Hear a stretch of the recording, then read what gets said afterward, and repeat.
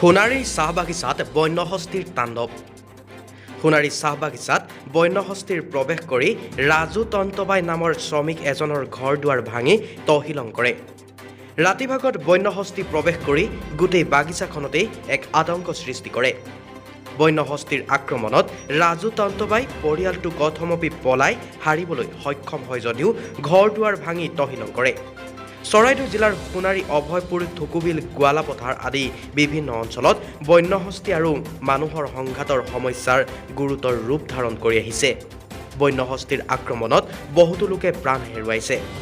সোণাৰী সমষ্টিৰ বিধায়ক ধৰ্মেশ্বৰ কোঁৱৰে তৎকালীনভাৱে সোণাৰী চাহ বাগিচাত উপস্থিত হৈ বন্যহস্তীয়ে ধ্বংস কৰা স্থলীত উপস্থিত হয় আৰু ৰাজু তন্তবাই দুৰ্দশাগ্ৰস্ত পৰিয়ালটোৰ কাষত থিয় দিয়ে।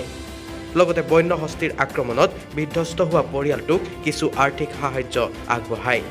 তৎকালীনভাৱে লোৱা এনে পদক্ষেপক বাগিচা শ্ৰমিকসকলে সোণাৰী সমষ্টিৰ বিধায়ক ধৰ্মেশ্বৰ কোঁৱৰৰ আন্তৰিক ধন্যবাদ জ্ঞাপন কৰে।